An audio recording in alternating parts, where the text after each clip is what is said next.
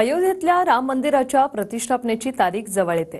अनेक वर्षीची प्रतीक्षा संपून 22 जानेवारीला रामाची मूर्ती भव्य दिव्य मंदिरात विराजमान होणार आहे। या मंदिरामागे किती मराठी हात लागले, त्यांची भूमिका किती महत्त्वाची होती आणि कसं आहे अयोध्येतलं हे राम मंदिर, पाहूया एक रिपोर्ट।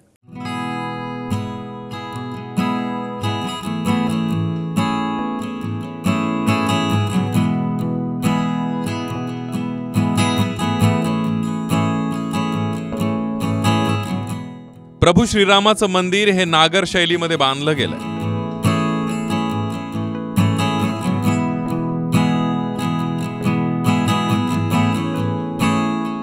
चोवीस तास अहोरात्र काम, देशभरातले कुशल कारागीर आणि त्या भागातल्या वैशिष्ट्यपूर्ण साधनांनी रामाचं मंदिर उभं राहिलंय।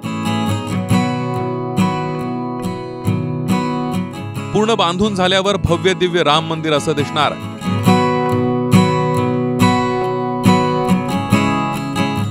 मंदिराचा परिसर 380 फूट लांब, 250 फूट रुंद आणि 161 फूट उंच असेल।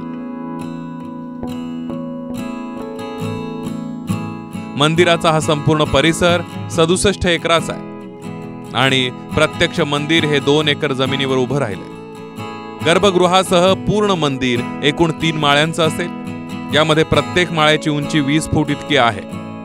या मुख्य शिखराच्या खालीच मंदिराचं गर्भगृह असणार आहे। पहिल्या टप्प्यात बाल रूपातल्या रामाची मूर्ती असेल आणि दुसऱ्या टप्प्यात राम दरबार असणार। मुख्य शिखराबरोबरच इतर 5 छोटे शिखर किंवा घुमट असतील। इथल्या मंडपांना नृत्य, रंग, सभा, प्रार्थना आणि कीर्तन अशी 5 नावं दिली गेली आहेत। मंदिराचा प्रवेश पूर्व दिशेने, तर दर्शनानंतर दक्षिण दिशेने बाहेर पडण्याचा मार्ग करण्यात आलाय।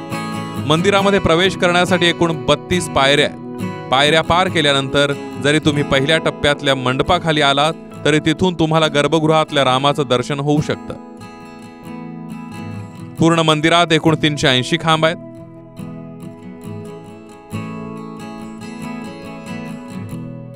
सोळा जानेवारीपासून मंदिराची नित्यनेमानं पूजा सुरू होणार आहे।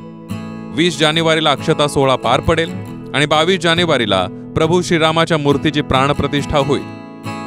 प्राणप्रतिष्ठेसाठी 22 जानेवारीला दुपारी 12:29 मुहूर्त काढण्यात आलाय। यानंतरचे पुढचे 48 दिवस मंडल पूजा होईल। मंदिर परिसरात पुढच्या 7 ते 8 महिन्यांमध्ये वेगवेगळी 7 मंदिरं अजून तयार होतील, ज्यामध्ये महर्षी वाल्मिकी, वशिष्ठ, विश्वामित्र, अगस्त्य, निषादराज, शबरी, अहिल्या आणि जटायूचं मंदिर असणार आहे। या भागामध्ये नेमकं काय असणार सांगा। मी कॅमेरामॅनना विनंती, मंदिर आहे ओके। मंदिराच्या चारी बाजूला परकोटा आहे। चारी बाजूला हा ईस्ट परकोटा आहे, हा नॉर्थ परकोटा आहे। याच्यामध्ये 6 मंदिर आहेत। आतमध्ये 6 मंदिर, शबरी माईचं पण मंदिर आहे। त्याच्या व्यतिरिक्त बाहेर सप्तऋषी मंदिर आहे। तर तुम्ही त्याच्या पुढे गेलात की इकडे कुबेर टीला म्हणून एक वास्तू आहे आणि मंदिराच्या बाजूला तुम्ही बघाल या साऊथ परकोटाच्या इकडे तिथे सीताकूप आहे, फार जुनी सीताकूप आहे।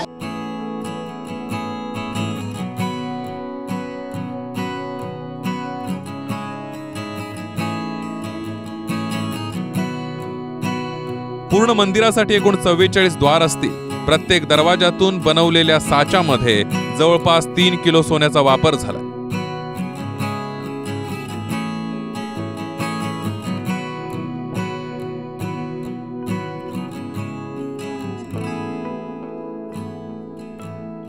सर्व दरवाजे एकत्रित केल्यास फक्त दरवाजांसाठीच 1 क्विंटलहून अधिक सोन्याचा वापर केला गेलाय। दुसरं वैशिष्ट्य म्हणजे हे सर्व दरवाजे महाराष्ट्रातल्या सागवानापासून बनवले गेले।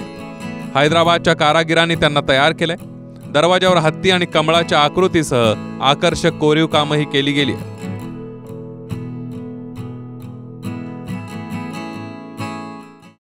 बारीक नक्षीकाम देखील दिसतंय, आता त्याच्याबद्दल काय सांगाल? ते काम कसं 24 तास सुरू आहे? आता 24/7 आहे। आतापर्यंत माझ्या मते फक्त 300 मूर्ती बाकी आहेत।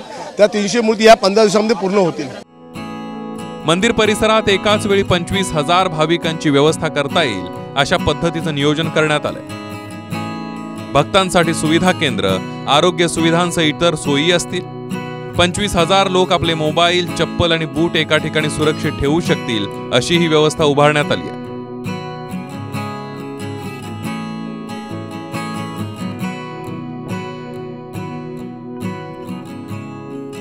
स्थानिकांच्या माहितीनुसार मंदिर आणि आजूबाजूचा परिसर पूर्णपणे तयार व्हायला अजून 2 वर्ष लागू शकतात.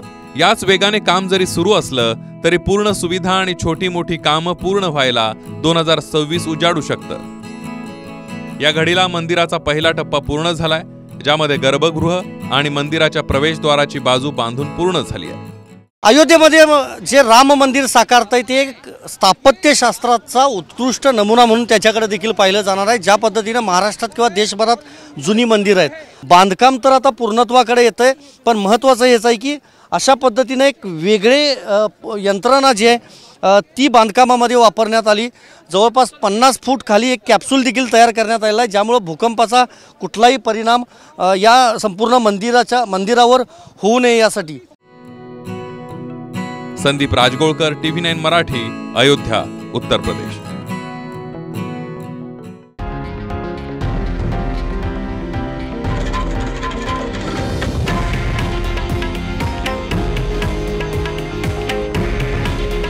हे आहे देशातील नंबर 1 न्यूज नेटवर्क आणि आपण पाहत आहात TV9 मराठी.